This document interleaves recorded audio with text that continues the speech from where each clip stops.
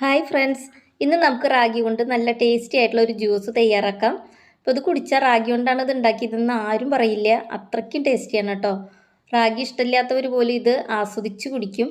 അപ്പോൾ നമുക്ക് ഈ അടിപൊളി ജ്യൂസ് എങ്ങനെയാണ് തയ്യാറാക്കുന്നതെന്ന് കണ്ടു നോക്കാം. ആദ്യം ഒരു ബൗൾ എടുക്കാം. അതിലേക്ക് 2 ടേബിൾ സ്പൂൺ റാഗി പൗഡർ ചേർത്ത് കൊടുക്കാം. ഞാനിപ്പോൾ ഇവിടെ ഫ്രൈ ചെയ്ത റാഗി പൗഡറാണ് എടുത്തിട്ടുള്ളത്. ഇതിലേക്ക് കുറച്ച് വെള്ളം ഒഴിച്ചിട്ട് നന്നായിട്ടൊന്ന് മിക്സ് ചെയ്തെടുക്കാം. കട്ടകളൊന്നും ഇല്ലാണ്ട് മിക്സ് ചെയ്തെടുത്തിട്ടുണ്ട്.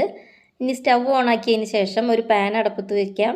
അതിലേക്ക് ഒരു 1/2 കപ്പ് വെള്ളം ഒഴിച്ചു കൊടുക്കാം. വെള്ളം ചെറുതായിട്ടൊന്ന് തിളച്ച് വരുമ്പോൾ അതിലേക്ക് മിക്സ് ചെയ്ത് വെച്ചിട്ടുള്ള റാഗി പൗഡർ ചേർത്ത് കൊടുക്കാം. കട്ട പിടിക്കാതിരിക്കാനാണ് നന്നായിട്ട് മിക്സ് ചെയ്തതിന് ശേഷം ചേർത്ത് കൊടുക്കുന്നത്. ഇളക്കി കൊടുത്തിട്ട് വേണം കേട്ടോ വെള്ളത്തിലേക്ക് ചേർത്ത് കൊടുക്കാൻ, അല്ലെങ്കിൽ ഇത് അടിയിൽ ഊറി ഇരിക്കുന്നുണ്ടാകും. ഇനി നന്നായിട്ടൊന്ന് ഇളക്കി കൊടുക്കാം. ഒരു മീഡിയം ഫ്ലെയിമിൽ വെച്ചിട്ട് നമുക്കിതൊന്ന് വേവിച്ചെടുക്കാം.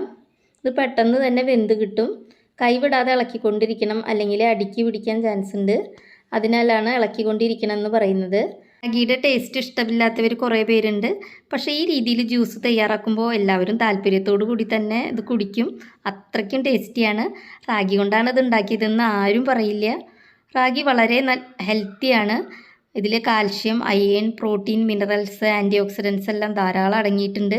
കുട്ടികൾക്കും മുതിർന്നവർക്കും എല്ലാം കുടിക്കാൻ പറ്റിയ നല്ലൊരു ജ്യൂസാണ്. ഇപ്പോൾ ഇത് നന്നായിട്ട് കുറുകി വന്നിട്ടുണ്ട്. ഇത്രയും മതി. വല്ലാതെ അങ്ങ് കുറുക്കി ഹൽവ പോലെയൊന്നും ആക്കണ്ട. ഇനി നമുക്കിത് തണുക്കാനായിട്ട് മാറ്റി വയ്ക്കാം. തണുത്തതിന് ശേഷം ഞാനിതൊരു മിക്സിയുടെ ജാറിലേക്ക് ചേർത്ത് കൊടുത്തിട്ടുണ്ട്. ഇനി ഇതിലേക്ക് ഒരു പഴം ചേർത്ത് കൊടുക്കാം. ഞാനിവിടെ റോബസ്റ്റ് പഴമാണ് ചേർത്ത് കൊടുക്കുന്നത്. ഇതിന് പകരം നേന്ത്രപ്പഴമോ അല്ലെങ്കിൽ ചെറുപഴമോ ചേർത്ത് കൊടുക്കാം. ഞാൻ പഴം ഇതുപോലെ അരിഞ്ഞ് ചേർത്ത് കൊടുക്കുന്നുണ്ട്. ഇതിലേക്ക് 4 ബദാം ചേർത്ത് കൊടുക്കുന്നുണ്ട്. പിന്നെ ഇതിലേക്ക് ഒരു 4 കാഷ്യൂ നട്ടും കൂടി ചേർത്ത് കൊടുക്കുന്നുണ്ട്. ഇനി ഇതിലേക്ക് നമുക്ക് മധുരത്തിന് ആവശ്യമായിട്ടുള്ള പഞ്ചസാര ചേർത്ത് കൊടുക്കാം. മധുരമൊക്കെ നിങ്ങളുടെ ഇഷ്ടത്തിനനുസരിച്ചിട്ട് വ്യത്യാസപ്പെടുത്താം കേട്ടോ. ഇതിലേക്ക് ഇനി കുറച്ച് പാൽ കൂടി ചേർത്ത് കൊടുത്തിട്ട് ഒന്ന് അടിച്ചെടുക്കാം.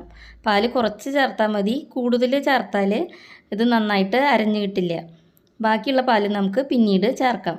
ഞാനിത് നന്നായിട്ടൊന്ന് അടിച്ചു കൊണ്ടുവരാം. ഇപ്പോൾ ഇത് നന്നായിട്ട് അരഞ്ഞു വന്നിട്ടുണ്ട്. ഇനി ഇതിലേക്ക് ഒരു 1/2 ടീസ്പൂൺ വാനില എസൻസ് ചേർത്ത് കൊടുക്കാം.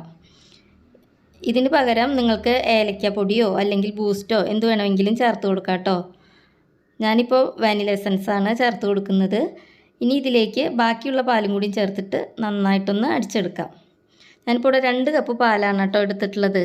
ഇപ്പോൾ ഇത് നന്നായി അടിച്ചെടുത്തിട്ടുണ്ട്. ഇനി ഇതൊരു ബൗളിലേക്ക് മാറ്റാം. നമ്മുടെ ജ്യൂസ് കാണാൻ പൊളിയല്ലേ? കഴിഞ്ഞിട്ടില്ല കേട്ടോ. ഇനി ഇതിലേക്ക് ഒരു ഐറ്റം കൂടിയും ചേർത്ത് കൊടുക്കുന്നുണ്ട്. വേറൊന്നുമല്ല, ചിയ സീഡ് അഥവാ കസ്കസാണ് ചേർത്ത് കൊടുക്കുന്നത്. ചൂടുകാലത്ത് ഇത് കഴിക്കുന്നത് വളരെ നല്ലതാണ്. ശരീരത്തിന് നല്ല തണുപ്പൊക്കെ കിട്ടും. 1 ടേബിൾ സ്പൂൺ കസ്കസ് കുറച്ച് വെള്ളത്തിൽ 5 മിനിറ്റ് നന്നായി ഒന്ന് കുതിർത്തിയെടുത്തിട്ടുള്ളതാണ്. ഇനി നന്നായിട്ടൊന്ന് മിക്സ് ചെയ്യാം. അപ്പോൾ നമ്മുടെ ടേസ്റ്റി ആയിട്ടുള്ള റാഗി ജ്യൂസ് ഇവിടെ റെഡി ആയിട്ടുണ്ട്. ഇനി ഇതൊരു ഗ്ലാസ്സിലേക്ക് സർവ് ചെയ്യാം. ലാസ്റ്റ് ബദാം ചെറിയ പീസാക്കിയിട്ട് ഒന്ന് ഡെക്കറേറ്റ് ചെയ്യുന്നുണ്ട്.